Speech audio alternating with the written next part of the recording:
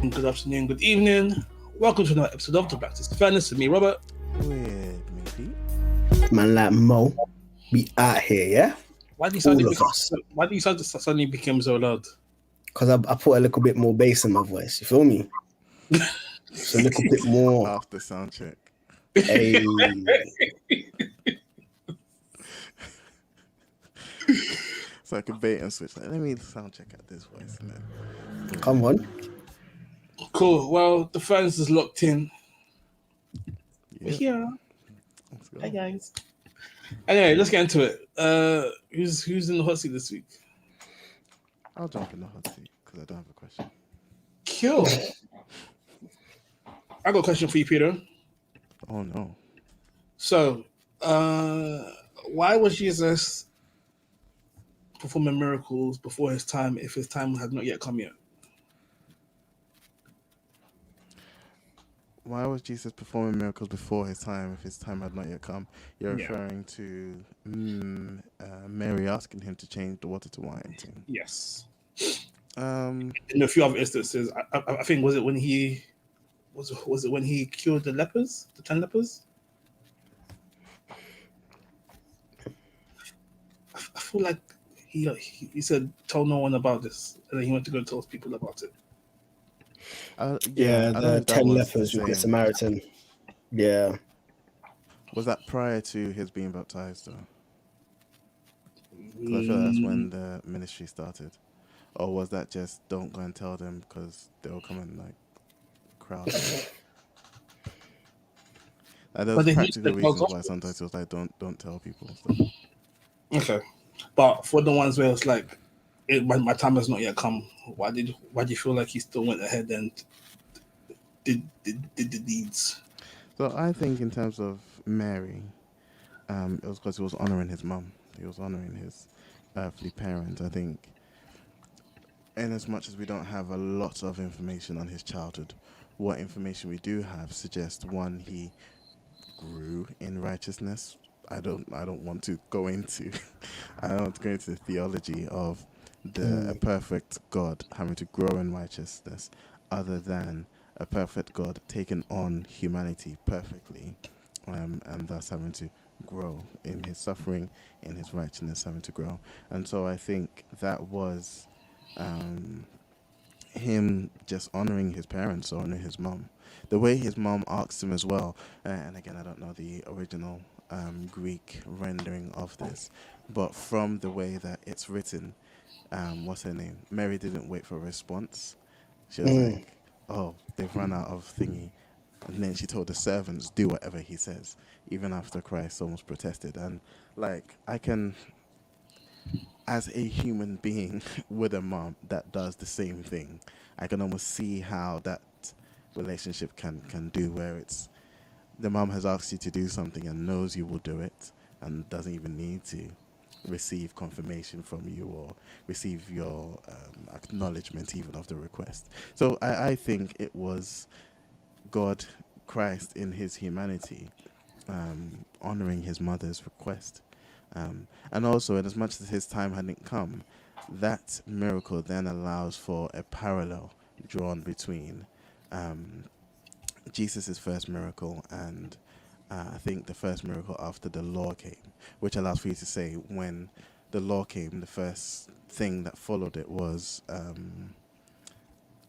death and destruction when Moses came down and the people were like, yeah, we gave Aaron said they gave me their earrings, I put it in the furnace and this calf popped out. And this came up.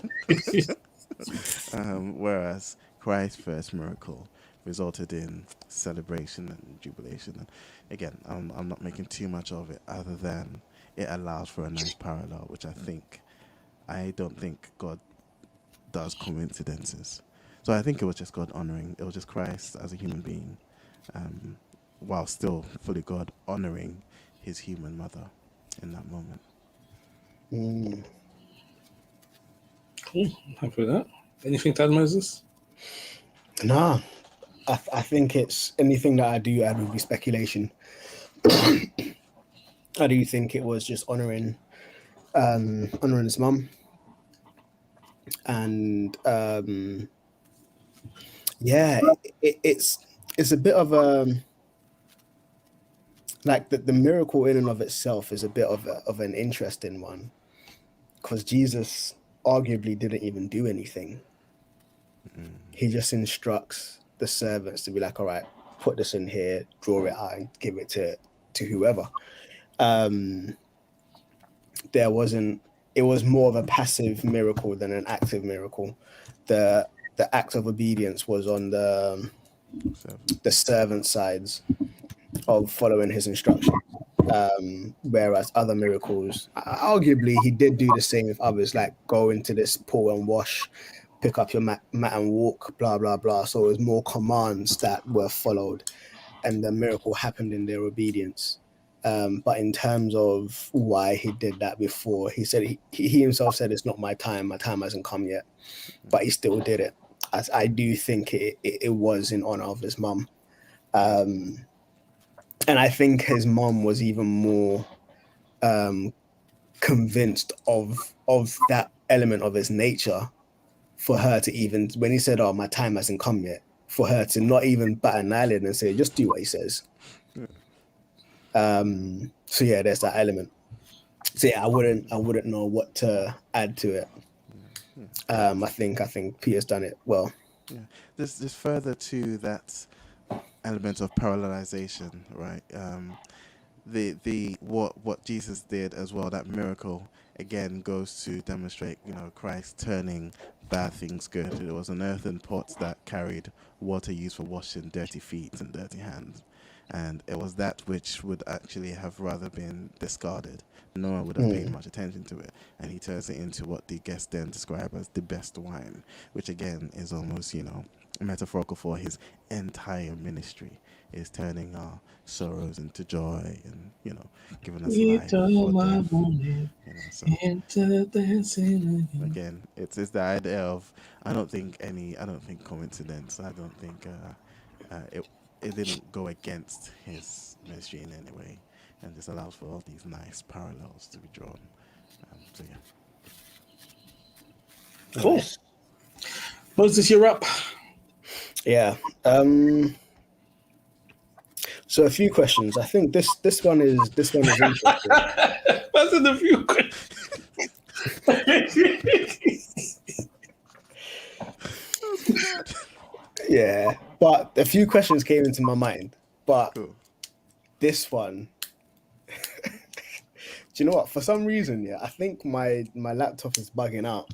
You guys are slower on my screen than I am, so it's like I'm just seeing you guys laugh now. Not sure. Oh, Um, mad. It's the Wi-Fi. no, it's Yeah, not. because I'm like taxing my laptop right now at the moment because I'm running Premiere Pro at the same time as I'm doing this. what kind of confidence? Like even I Yeah, don't do that nowadays. I'm taxing it, I'm saving it like on a regular basis. Um, but my question, it left. Oh, stress.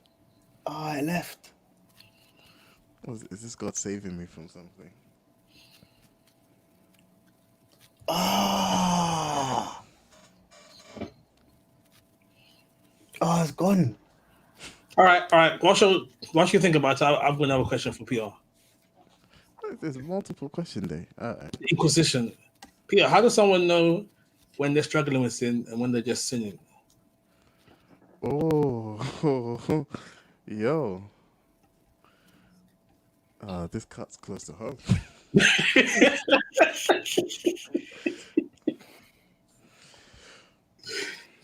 How do you know if you're struggling with sin or if you're just sinning? So there's lots of different interpretations of this verse, right? The whole concept of a seared conscience, which ends up being, I probably should find the verse to make it better, but the idea of getting used to sin, not feeling, not being convicted of Mm, the the seriousness of sin, and of the gravity of not gravity. Gravity is not the word. The seriousness of it, and also I guess the harmfulness of it.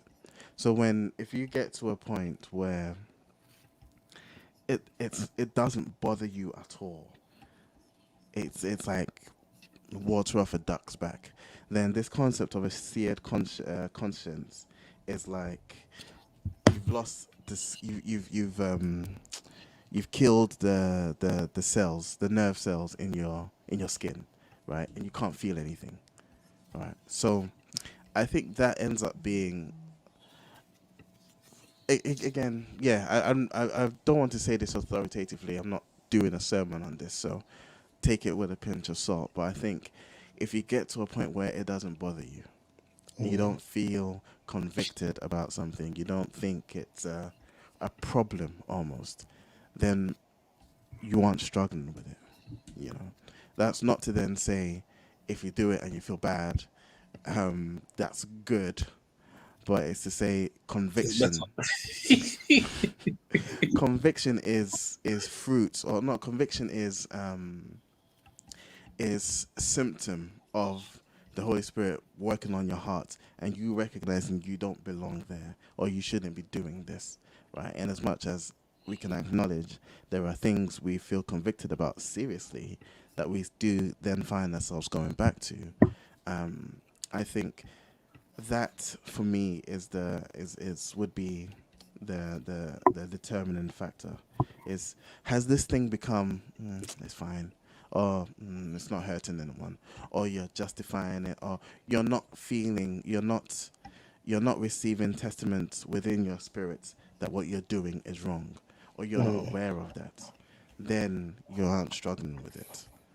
But then when the spirit is present and you're doing stuff you shouldn't be doing, you get convicted. Yeah. And it's easy for us to, our hearts are desperately wicked, or were desperately wicked. It's easy for us to brush that away. David, after like getting man killed and sleeping with thingy's wife, was fully talking to the prophet with his chest, like, you know, when the prophet gave him the analogy of you had all the sheep and you took someone else's sheep. He's like, oh yeah, this man needs to get beaten or whatever, like fully talking with his chest as if he hadn't done anything wrong. But you know, he still was in the long run someone that God describes as a man after his own heart. And so it's not to then say, oh, you're not ripping out your hair so you don't care. No, it is to say you on a personal level know whether or not you are bothered by this thing you are doing. And if you are bothered, then you're struggling. And if you're struggling, then there's hope. If you're not, then it's a different question. And I think you should pray, and hopefully even this word convicts you to say, yeah, I shouldn't be doing that. Oh, this isn't who God has made me now that I have been saved. And pray. And if we're justified by faith, it's having faith and then working as such, whatever that means, Yeah. for whatever it is. Yeah, that's sort of my thoughts on it. Amen, brother. Yeah. Yeah. I definitely agree. I think um I will draw a distinction between conviction and condemnation. Yeah, Where conviction leads to repentance, condemnation leads to just death. beating yourself up Yeah, and just feeling just like down and sorrowful and stuff like that. Now, I think um, I definitely, from a Christian perspective, I think conviction is definitely led by the Holy Spirit. Condemnation is more so led by the flesh and accusation from the enemy. Um, and yeah, if you start to feel, if you're just living in it and you're just like, oh yeah, it is where it is now, then you're in a dangerous place. If you don't feel that conviction, you're in a dangerous place. Whether you're living in it or not, to become almost cold to that conviction is a dangerous place to be in.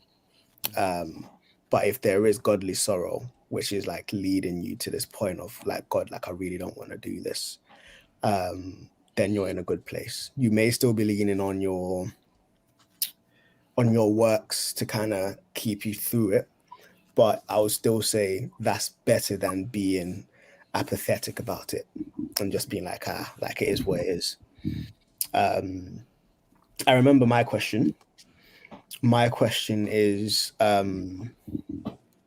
how would you go about counseling someone or just walking through the scriptures or however, someone who talks up everything to a spiritual attack?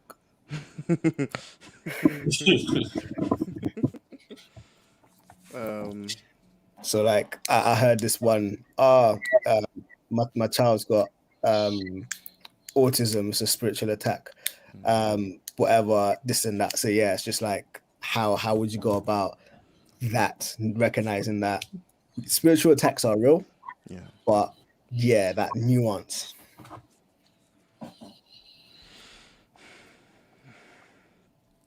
I think it would. I wouldn't want to paint it with a broad brush, because of the story of Job. Like, legit, nothing that his friends said was explicitly wrong, outside of the fact that they were explicitly wrong because it was God that was doing something Yeah. that hitherto had not been seen. And so I wouldn't. I would be cautious in just ruling out everything outright. However, yeah, if you're if you're saying everything is a spiritual attack, a few things I'd say is like, who and whose are you, right? For your life to be this victim of the enemy's abuse, are you not God's child? Are you not protected by Him? You know, like, and not to say that yes you aren't, because you're being attacked, but it's to say your mindset should probably change from everything bad that's happening is happening because the devil is attacking me too.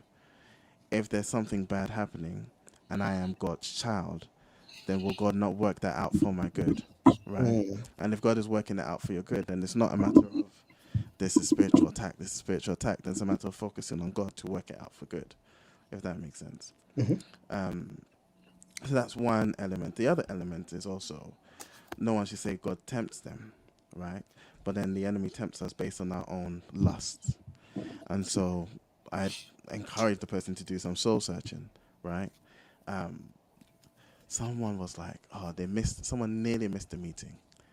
And they were like, this is like an auntie or something, like, nearly missed the meeting. Like, hey, I nearly forgot about this meeting. The devil is a liar. And I was like, did you save the meeting in your calendar? No.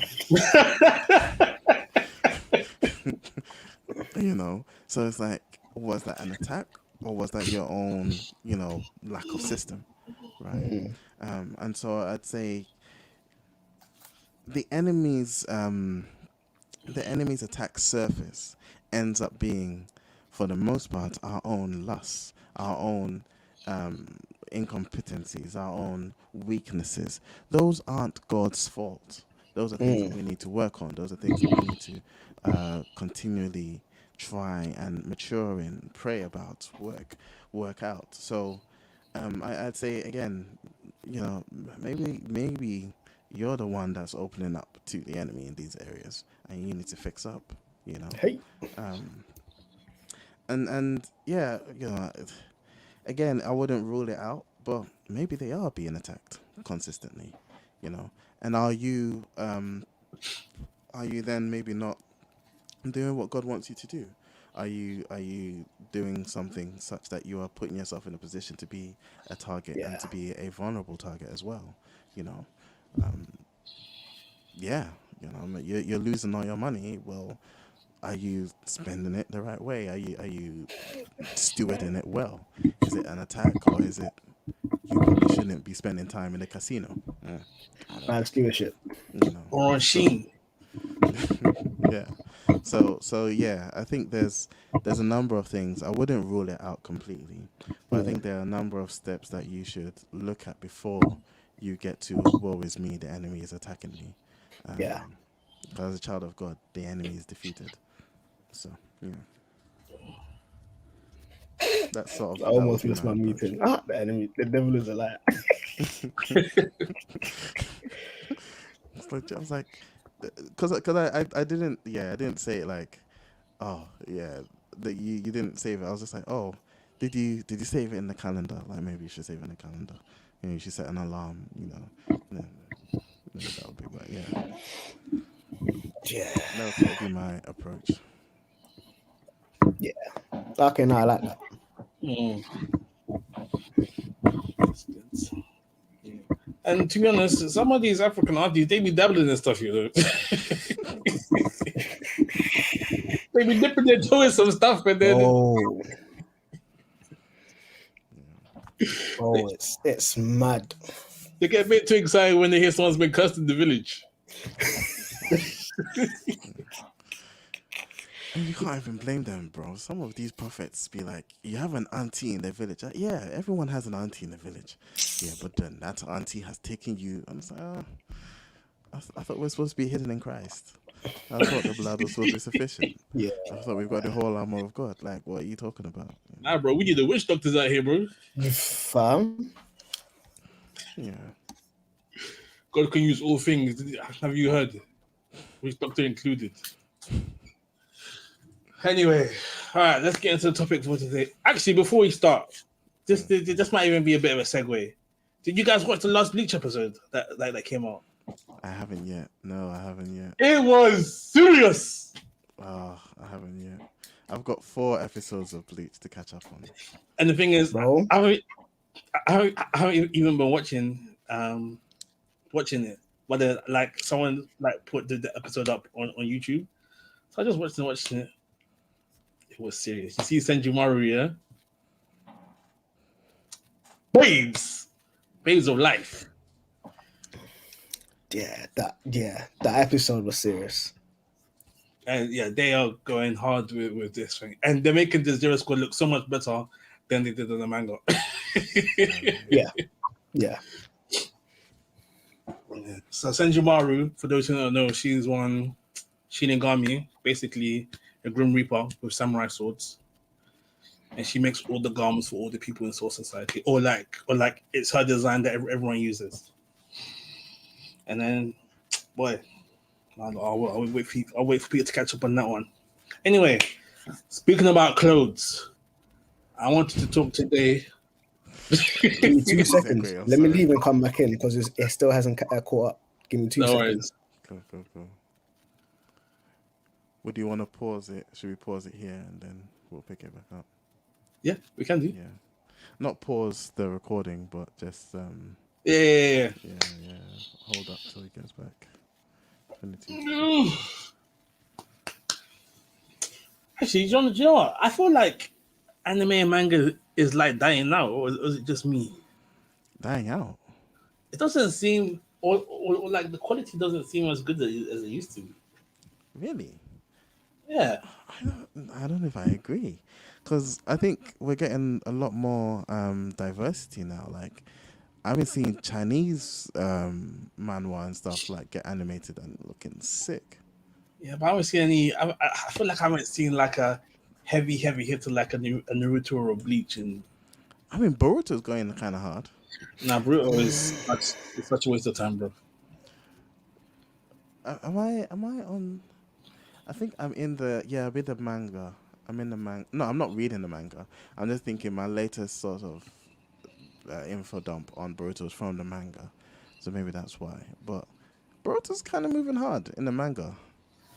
It's kind of moving hard. Nah, and then bro. you got the Dark Trinity now that's been being animated. Your Hell's Paradise, Jujutsu Kaisen, and what's the other one?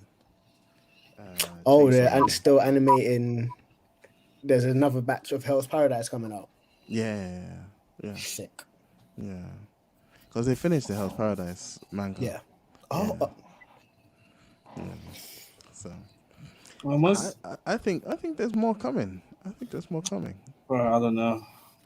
I haven't seen like a banger in ages. I thought Boku was going to be the one, but Boku just fell off, man. Oh, Boku no Hero. Yeah. Oh, Fell off. David, are you on the manga on that, or are you just anime? Yeah. Because thinking, I don't know. Yeah, cool. I don't spoil. But you see Stars and Stripes. When you see Stars and Stripes, it's gonna be sick then. Yeah, fell off. Even Demon Slayer, everyone loves Demon Slayer. I heard the ending is trash. You heard that from me. No. A lot of people say it. A lot of people say that the ending is trash. The ending is kind of trash. No, but that's the thing. That's the thing, yeah. When you and I think this is what's happening with stories in general. If you don't have a roadmap as to where you're going, then it can kind of go downhill fairly quickly. Yeah. And also one bad thing with animes is that if it starts to not gain as much traction, it gets killed off. Yeah. So you need to wrap it up as quickly as you can do. So you may not have the opportunity to plug in some holes or do certain things that you want to do. Yeah. And sometimes if it's doing too well, they'll tell you to extend the story further than you were planning to. Yeah. And then it's just, boy, if One Piece doesn't bang at the end, do you know how upset people will be? Bro, that's fam, One Piece was popping when I was in year 10. Bro, people have been born and have grown up to start watching One Piece. People have died and not know what the One Piece is. if they come and say the One Piece is friendship, there'll be riots. Bro. Anyway, let's get on to it. Question: do clothes make the man, or does the man make the clothes? The man makes the clothes. Yeah. Man makes the clothes, I think. Yeah. Well, do you know one man who's been making clothes? Don't say Kanye West, please. No. That would be too easy. Yeah, here's the link. Here's the link. Let me put it in there. All right. Oh. Malak. Yeah. So a little bit of backstory. So I think there was. You're looking at the same time, yeah, on the screen. Yeah, I'll bring it up. Okay. He's gonna put out. So we're gonna talk about the original church clothes himself. What's the original church clothes himself? Mr. Lecrae. And so there was like an interview a while back, I think, where he said that he was righteous and ratchet. You know, he said like, Christians, we can be righteous and ratchet. Da, da, da. And then there was another Christian rapper, I can't remember his name. D1. D1. He took offense to that. He said, nah, bro, this is not the way. Can't be righteous and ratchet.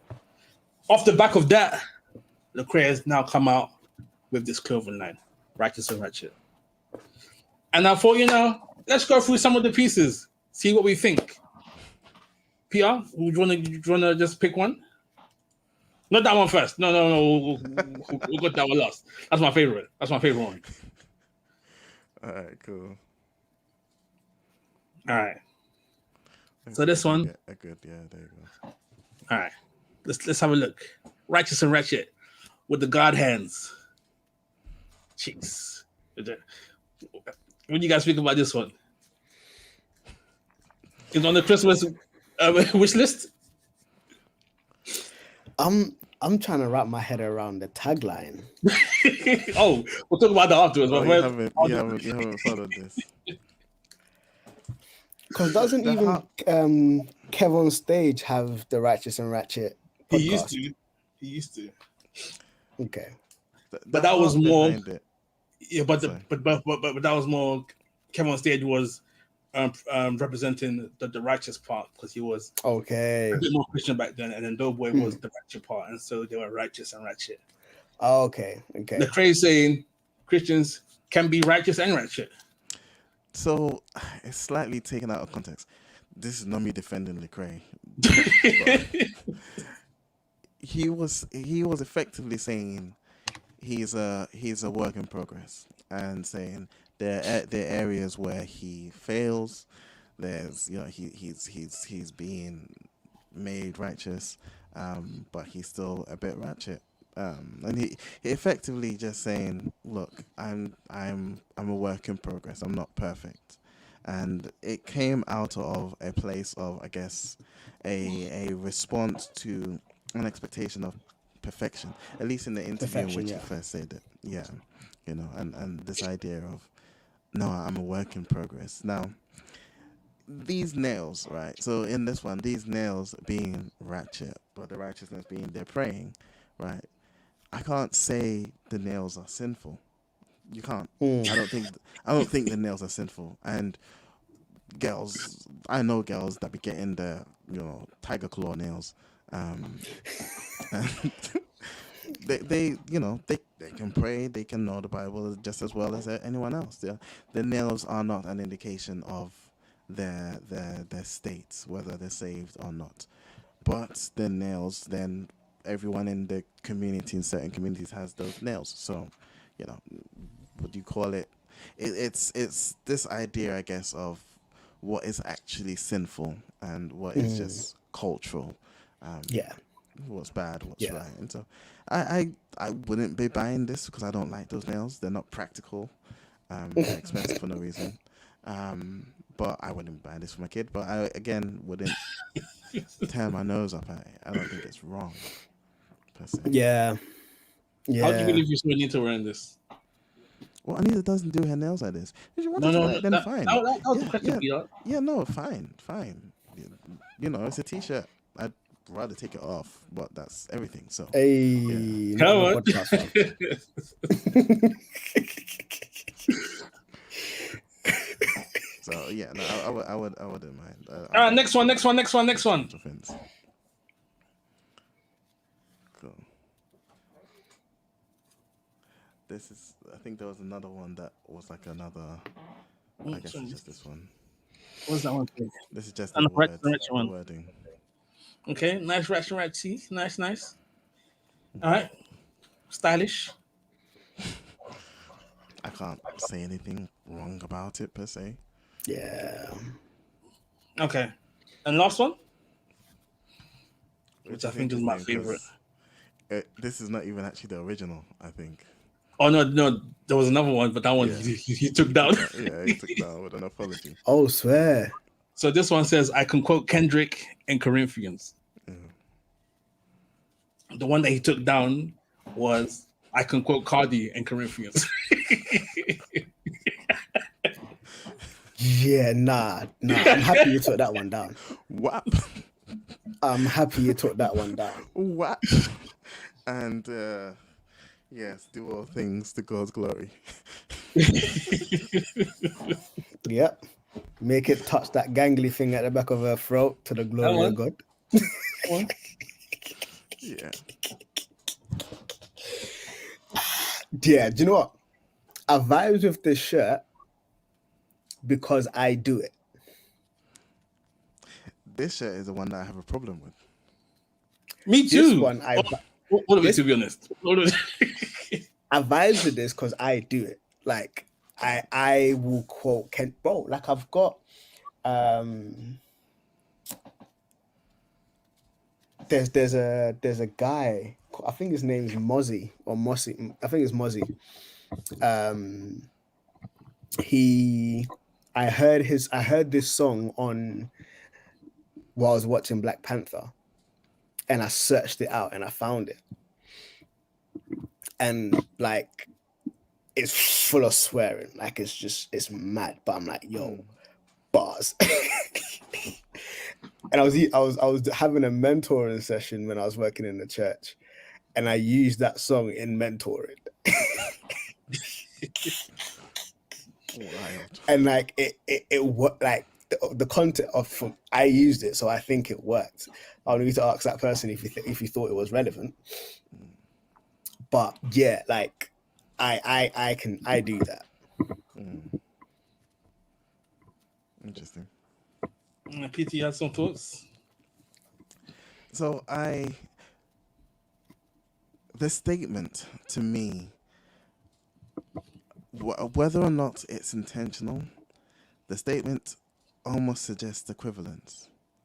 I can quote Kendrick and Corinthians, suggests I can get just as much wisdom from Kendrick as I can get from Corinthians. I don't think so. I think, because Kendrick, yeah, he's a dope rapper, conscious rapper. He's got some nice bars, but sit down, No, I don't know. I don't know if that's of much relevance as any verse in the Bible, right? So my problem with this one is it seems to suggest, and I don't think that's what Lecrae wants to do, but I see this at a glance. Anyone sees this at a glance, and I think it suggests Kendrick is just as valuable as Mm, the Bible, and I mm, completely disagree with that. I wholeheartedly disagree with that, especially because we saying you quote Kendrick, especially saying you quote Kendrick, suggests you quote him for his philosophical value of some form. mm. Like you don't quote the Cardi B, the Cardi one is almost funnier because sorry, by instinctively you don't think of Cardi and think she has anything useful to say.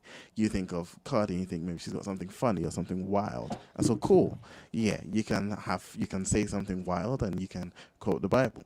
Yeah, it's easier to distinguish between what we think the value of these two things are. When you say Kendrick, it's almost to me suggesting you're again, I don't think this is what he's trying to do, but it suggests equivalence because Kendrick we think is this modern day philosopher who, you know, Mm. is pushing the boundary of how we think about things and blackity black, you know, excellence and all that. And it suggests that Yeah, he's just and as valuable even as the Bible. Nah. and to add to that as well, Kendrick in his last one of his last performances came out with the diamond encrusted crown of Yeah, thorns. yeah, yeah. Being So hailed that as this sort of insinuation of the forerunner, black like, messiah, yeah, yeah. it kind of adds to that insinuation. I hear that, and I think it leans into the caution that I have is it's almost I know in the context that you provided was very helpful in that raw my fingers are dry, but the context you provided is very helpful in that um yes, he isn't the finished package. He isn't perfection. He is being like sanctification. He is being transformed into what God sees him as in Jesus. Um, but this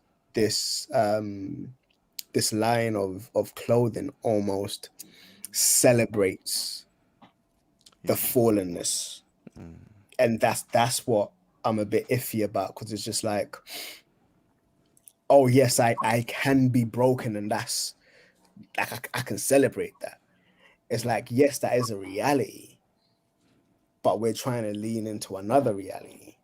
Um, so it feels almost like ratchet but righteous, like slight play on the word. If Yeah. it's ratchet and righteous, then it's just like, oh yeah, like I'm doing all of these things, but I'm I can still do good. both things, yeah. Yeah. Um, but yeah, it's just like how do we present the reality of we're broken but being made whole? Yeah. Yeah. I think We're sinful but being cleaned. that distinction distinction you made there actually is actually really good because ratchet but righteous almost demonstrates the power of the gospel is you Mm, are righteous despite your being yes. ratchet until the Yeah. point at which you are made righteous completely, Yeah. all of which the spirit does within. So I think that's unfortunately not what my Mm, rebel brother is presenting. Yeah, and I think so I think my point was the point that Mo made in that um with this whole thing, like the righteous and the righteous are kind of been being put on the same Same level. level, mm, and it's like the more sanctified you get, the smaller the ratchetness should be, Yeah. and to a point where you don't have to bring up in every conversation because that's not your reality anymore. You might talk about it in reference to how you were, but you could have a whole conversation about who you are now without mentioning that part because you're that way along the road. You know, mm, that's why like I get so annoyed whenever I hear Christian rappers saying, "I don't need to talk about X, Y, and Z because I'm this now." And Mm. by saying I don't need to talk about it, you're still talking about it. You see what I mean? Like if you Mm. actually had stuff to say, you would have to say, I don't have to talk about this stuff. Or you would be spending that time talking about the stuff you were actually going to talk about. Mm. But yeah, there's also a reality of what ratchet is being subjective, right? So ratchet in certain cultures is like, again, it's not the same terminology, but ratchets in the UK, maybe living outside of London, would be I wear a hoodie every opportunity I get to wear a hoodie because it's cold. nah, that's not being ratchet. No, it's being, I don't know, gangster. You know, I think everyone like. I think everyone has like a basic understanding of what he's meaning when he's saying ratchet. You know?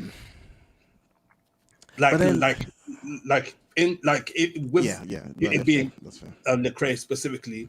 If it was Joel Osteen saying ratchet, that's very different from Yeah. Lecrae using ratchet. And even him saying, I can quote Cardi and Corinthians, you know what he means by ratchet. Yeah, nah, you guys are right. Yeah.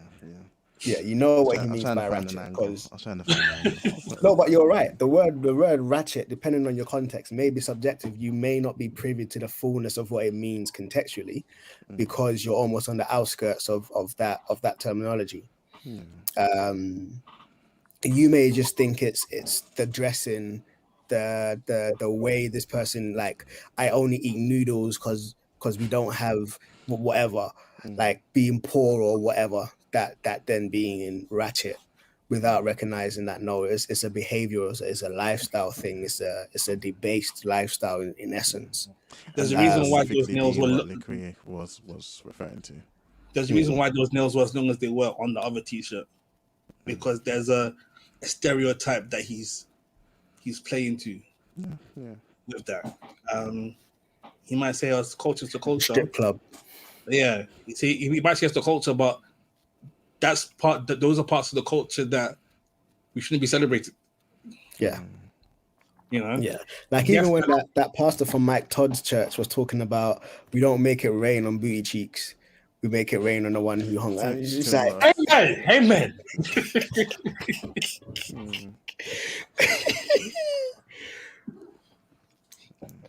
It's like if your stance is strong enough, you don't need to be dipping into all these wild things to make your point. Like the Mike Todds, like the Lecrae t-shirts, you know. I think the gospel is strong enough to stand on its own merits without having to, like, yes, Paul went into the culture of the times to help people understand, but he didn't caricature it.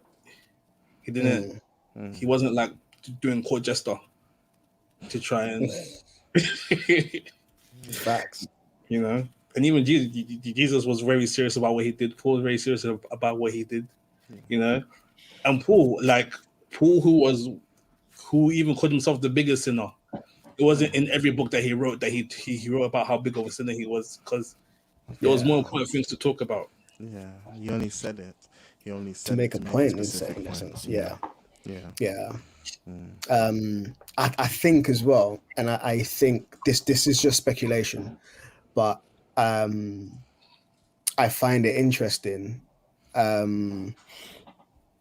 with Lecrae. I find the trajectory, or my perception of the trajectory, similar to certain people who may be acting out of hurt or acting to prove a point.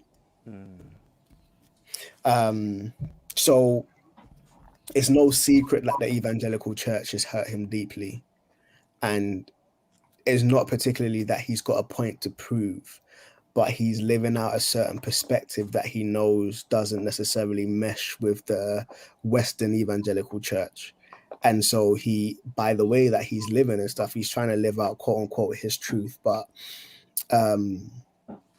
there is the reality of him being hurt, and him responding in a way that isn't pandering to what he was pandering to before. And I even see that in some of this LGBTQ conversations, and not even religious LGBTQ stuff, but just looking at the fight against the patriarchy and blah blah blah and stereotypes and stuff. People have been hurt by what a stereotypical male needs to look like, what a stereotypical female needs to look like. They felt subjugated and stuff, and so rather than just living out life as organically as it comes, they have now almost become these activists pushing against something, living their lives to push against something and to make a statement. And arguably doing that is not actually living, because now you're intentionally making your life an exclamation mark rather than just living it out. And so some people respond from a place of hurt, whether sexual, whether emotional, whether mental, physical, like whatever it may be.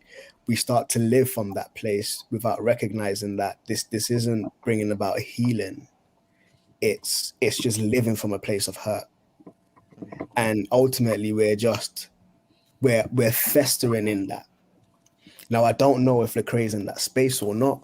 I don't even know if it's an accurate representation. I do know that he's been hurt, but again, it's just like, okay, in trying to make your point, are you over exaggerating your point because of the previous hurts you've suffered, or is it a measured response? I don't think this is a measured response to have an apparel, which is borderline celebrating brokenness. The statement could have been sufficient, but to actually come out with an apparel and to do this is just like, okay, yeah, I don't know. I don't know what his problem is, to be honest. Because if there was no evangelical church, would it be Lecrae? Fact, it wouldn't be. But at the same time, I understand his hurt, because it was very much like, essentially, they tried to make him a Uncle Tom. Yeah. Is that what they tried to do, or did he start off one way and then try and deviate, and then they complained about his deviation? So I think Western Christianity, and again, this is a very broad statement, but I think Western Christianity almost intrinsically does that to ethnic minorities, almost as part of the fabric of the presentation of the gospel. It's been very much whitewashed, and it's presented from a specific lens. Unless you've been fortunate enough to grow up in culturally cultural experiences of Christianity, whether it's been the African church or the Nigerian, like if you've been around the culture growing up in church, if you just go to a predominantly white church, like, your experience of faith, unfortunately, is going to be very white middle class.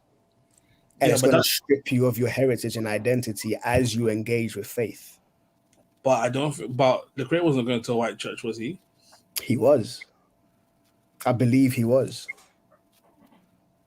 I believe, like, the teachers that I don't know. He may have been in a predominantly black church. I don't know, but I do know that the teachers and stuff that he was predominantly hanging around with, and I think Vody Bockham was one of them.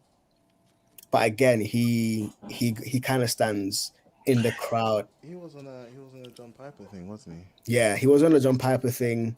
Like there was a lot of, like, I think even he was on a MacArthur vibe as well. I can't remember. No, he might not have been on a MacArthur vibe. Maybe making that up.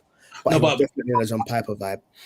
I think the thing I'm trying to say is, okay, let's say he did go to a white church. The music he was making was quote unquote black, right? Mm. And ethnic, but urban, yeah. all of that stuff. But he saw a niche that he could tap into, and he tapped into it. He made his money. He did all the festivals. Everyone loves Lecrae. Lecrae's who my white child could listen to. All of that good stuff. And when he was on the up and up, it was great. He didn't have a bad word to say about anyone, you know. But you can't play into something and then complain about people treating you as what you've played into, if that makes sense. I hear you. I hear you. I'll still push back. And Peter, feel free to kind of jump in. I'll still push back because I think when all the killings around the black people kind of, man said the blacks, um, when like he was getting really bothered by that, and he started to speak out against it, and essentially people told him, shut up and do your job, like continue doing the dance that we pay you to do. And I think that was a wake-up call for him, because he was like, raw, like, yo, I thought these mans were about the thing, but now that I'm talking, they're essentially saying, continue doing the jig.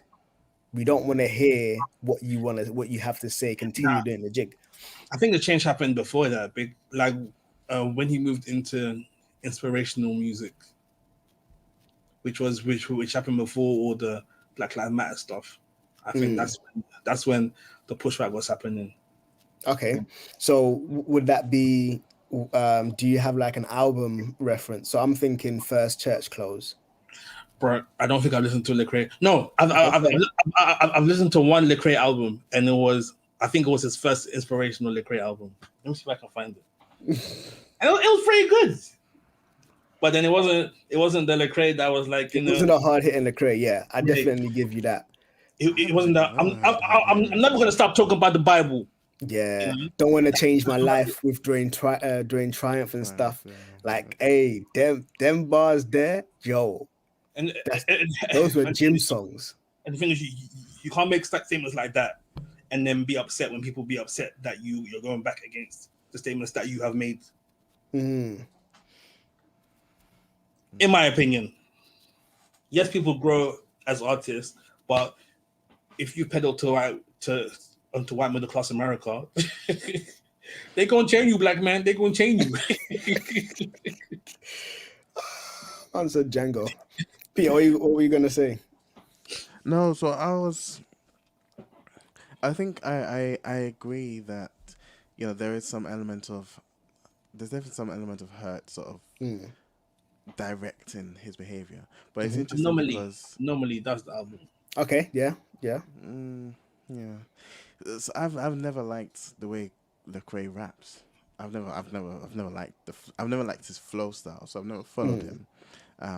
But the same thing happened to Andy Mineo as well. And Mineo start talking about start referencing the issues with like racism and stuff like that. And he was getting the same sort of response from the audience, and they have similar audiences, the same label. Exactly, he played to the same crowd. But then I don't know if Andy Mineo ever did. But I don't think Andy Mineo did. Nah, I don't think he did. No, Andy Mineo didn't. Nah, Lecrae was in a league of his own. I don't think Andy Mineo played to Andy Mineo was if you look at when we look at the videos and they've got like shots of like the concerts, white faces. Oh yeah, no, and that's what I'm saying. So like it's tapping into that same white evangelical. Oh look, rap that my boy can listen to sort of thing. The audience may like geographically look the same, but the content is different. I don't know. Early Andy Mineo was the same as early Lecrae to me. Because I've always felt Andy Mineo's been more honest to who he is and what he's going through. Like his music has been that. Nah, I think when he went by Sea Light, Yeah. when he went by the name Sea Light, I think his work was a lot more leaning towards Lecrae. But when he changed it to Andy Mineo, which is years ago, I was still working in Sainsbury's when he changed it to Andy It's Mineo. like Heroes for Sale. Yeah. Yes, that album is still a very churchy album. I But it's a don't much think more honest so. album. Yeah. It's a much more I No, am no, no, broken no. album. No, but it's so I say it's churchy, but not churchy in the same way someone like a propaganda album will be, which is very churchy, but it doesn't it's not catered to that same white America. Propaganda and Show Baraka. Them two, man, Even Bizzle. their stuff is yes. Their stuff is now in terms of propaganda and Show Baraka, their stuff is very politically charged from jump. Yeah. Like they're fully on it. It was politically charged, but it wasn't. It was never well, like back in the day at least. It wasn't like pro-black politically charged. It was just talking about the politics of the day. No, I think no, because I know that with propaganda, he has been because he's black and he's lived in Mexican areas. He's straddled like he's borne the social banner for both. But he never made it his like identity. You know, bro. Have you listened to Excellence by Propaganda? No. I think so. He's got a song called Precious Puritans. That song was so much problems for him, where he literally went line for line, just going ham on the Puritans, talking about, yo, how can you celebrate these man them that were like pillaging and doing all of these things to the Native Americans? They own slaves, they did distant, bro. Like he goes in, he even talking about man them on the slave ships. You're worshiping man them that had like were preaching on slave ships. And there was one line where he was like, well, we don't have as much time as them to contemplate the stars while they're on their boats. Like he goes ham. Okay, I stand corrected. With Show Baraka as well, he actually left 116 because he was on Lecrae's vibe, on the political thing, and he realized that he couldn't do that in 116, so he left way before 116 even like came down this. Lecrae specifically came down this vibe, so like he's like, and he left a while back because he's got an album, even back to Lions and Liars. That is, he's got some political songs on those. It's not as much. There was still a transition there, but there was one, I think is Living My Life Up or something like that, where, bro, he's even got a song called like he takes Holy, Holy, Holy is the Lord of Hosts from Isaiah 6, and the whole track is just based off of that. Like it's very much on a Lecrae vibe. But he splits from 116, and then so even now when Lecrae shifted more so towards a political thing, he was almost like, welcome back, bro. Cause I left you, man, to do this thing, and now you're on the same vibe. So yeah, those two I know from experience and listening to them that they've been on that vibe. But you are right in that there are certain audiences that each artist will cater to. So if we compare 116 to Lamp Mode, there's a very broad and different audience that they're catering to. Absolutely. Lamp Mode is or used to be anyways. I think everyone has left Lamp Mode. But Lamp Mode, Shailin coined this term, lyrical theology, where literally they're trying to teach you in bars. That's their whole thing. Like Shailin's got an album called The Attributes of God, where every track he just takes one attribute and just raps about it.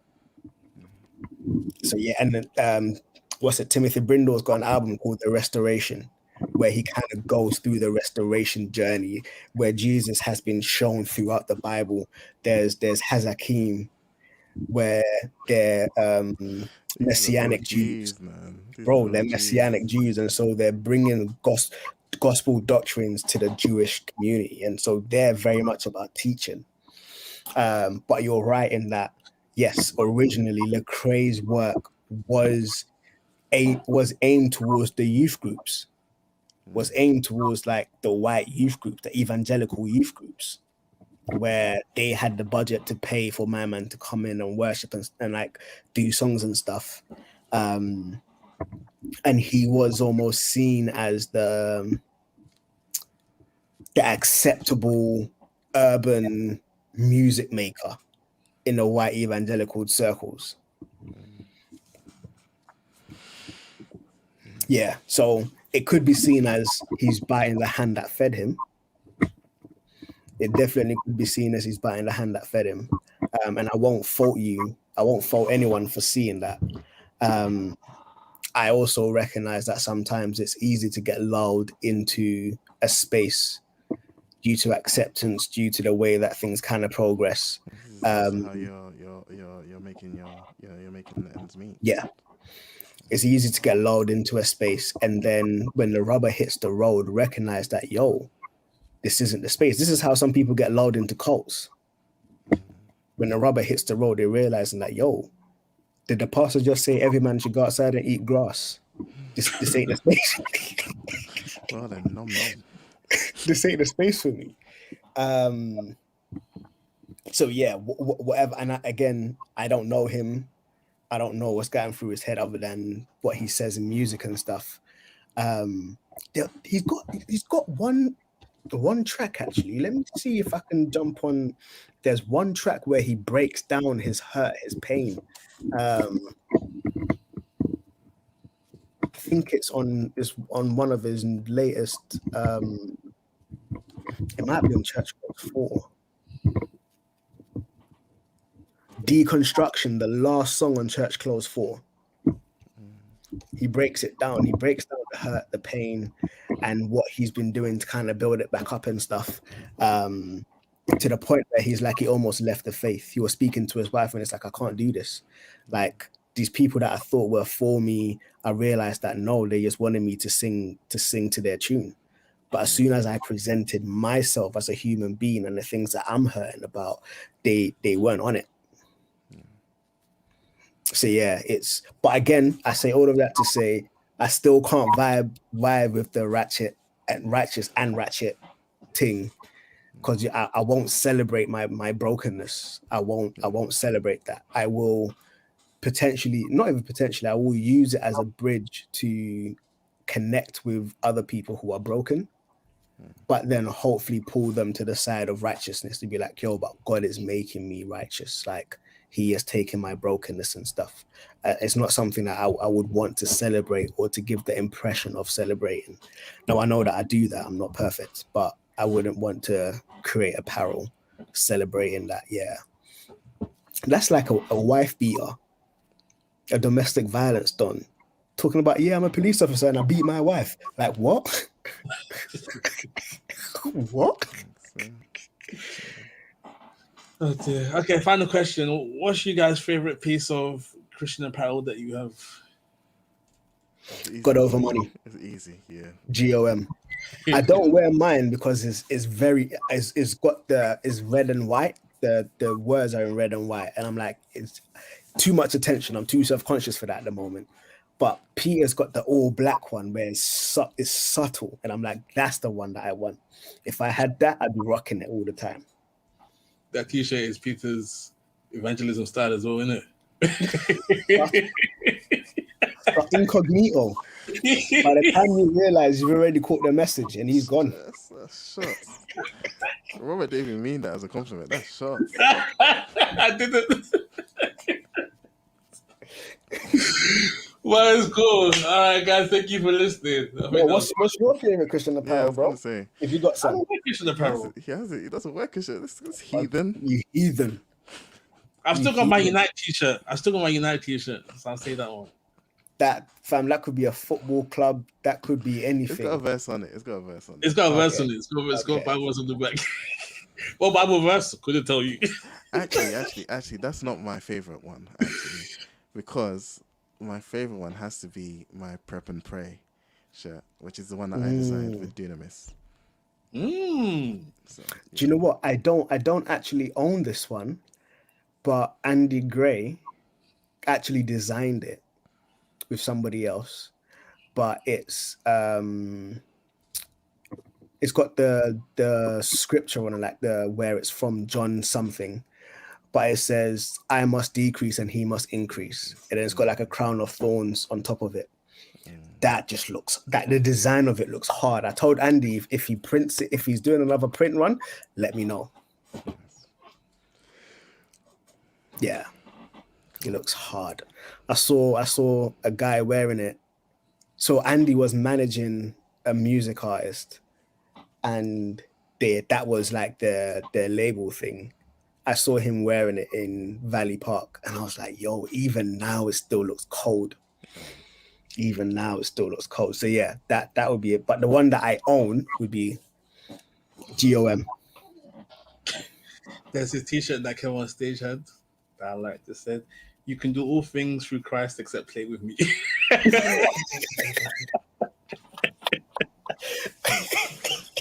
That's a T-shirt I can get behind. That reminds me of a Toby Nwigo line. Try Jesus, don't try me. Don't try. Because I throw hands. Facts. So Yeah. good. So, hookups. Yes, sir. I'll go first. It's an album. If you've got Android, then you can download the album, put it on your phone. If you haven't, then you can only really get it on YouTube. Because it's not on Spotify or them things there. It's just Bare Fruit Cocktail. Yeah. I like cocktails. So the album essentially just sings through the fruits of the spirit. It's a rap album. The rap and music, singing. It just goes through the fruits of the spirit. Yeah. Fruits of the spirit. Cool. Peter? I can go. Yep. My hookup is, so I don't know if I mentioned on the podcast, I tore my meniscus and I am gradually building it back up. One guy on YouTube that's got lots of like good information on that is kneesovertoesguy. So that's my hookup. Kneesovertoesguy. Knees over. Oh, so like when you're doing the thing, you put your When you're knees doing on. like a squat, your Yeah. knees go over your toes. So one word, Oh, kneesovertoesguy. that's a pretty Sean good one. actually told me about him, actually. Oh, for real? Yeah. Sean's a fan of his. Yeah, so I've been starting to use a lot of his protocols to sort of rehab my knee. So yeah, that's my hookup is kneesovertoesguy on YouTube. He's got lots of good information out. So Dope. check him out. Okay, so since we were talking a bit about Andy Mineo, I'm gonna look up an Andy Mineo album. Heroes for Sale. That was actually one of my favorite albums when I was Yeah. knee deep into Christian hip hop R&B.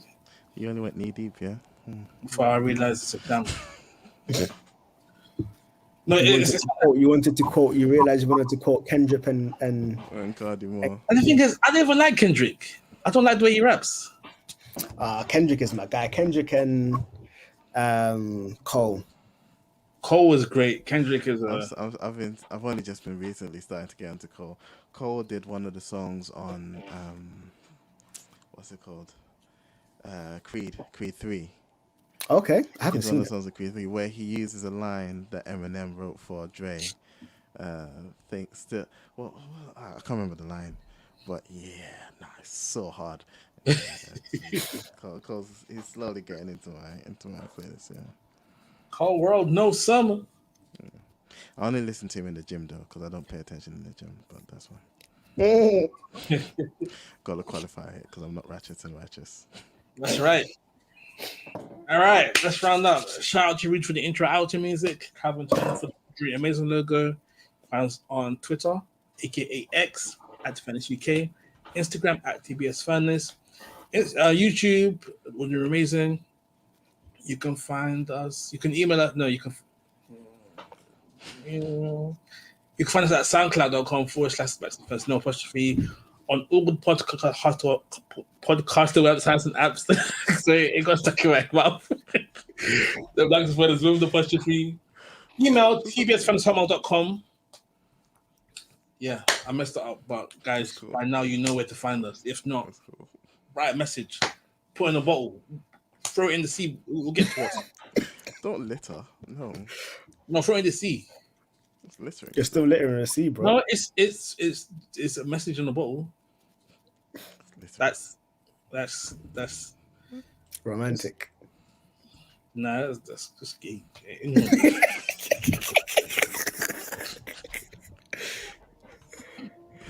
That is the most stupid way to get a note to someone that you love. I'm gonna get a bottle, throw it in the sea. You have the sea goes everywhere. You might as well give it to a pigeon, bro.